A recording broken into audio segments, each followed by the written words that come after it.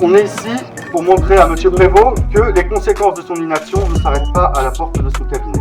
Nous suivons toutes et tous l'avancée de la flottille pour Gaza. Israël est donc en train d'intercepter la flottille et va incarcérer ses participantes et ses participants au mépris du droit international. Et le communiqué officiel de M. Prévost, diffusé le 19 septembre, nous a révoltés.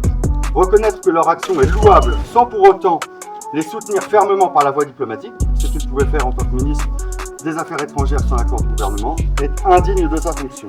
Comble de la lâcheté, il s'appuyait sur l'aide apportée par l'Espagne et l'Italie pour se dédouaner d'agir correctement. Être engagé, ça suffit pas, va falloir débrouiller. Ce qu'on ne comprend pas, c'est que la position de M. Prévost elle soit aussi molle face à un génocide en cours. La mission humanitaire visait simplement à fournir à la population palestinienne une aide vitale, c'était tout à fait légal. Notre gouvernement n'a pas soutenu cette action, c'est terriblement choquant. S'il défend vraiment le droit international comme il le dit, il devrait démissionner plutôt que de rester associé à ce gouvernement pro-israélien. Suspendez les accords, mettez l'ambassadrice dehors. Ben oui, on verra demain. Vous n'osez pas vous les péter de trucs. Pas du tout. Bien sûr que Bien confortablement avec je suis juste pas péter le slogan facile.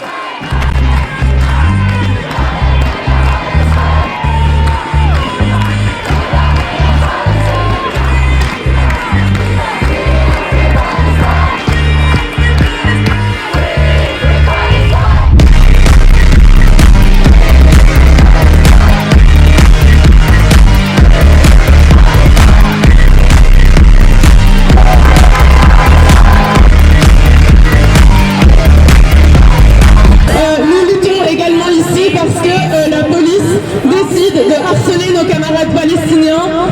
Chaque soir, il y a 4 camarades qui sont actuellement en centre fermé. Il y a Anas, il y a Fatih, il y a Hanouda et il y a Hossam. Ils sont tous les 4 en centre fermé parce qu'ils se sont fait kidnapper par la police à la fin de manifestations.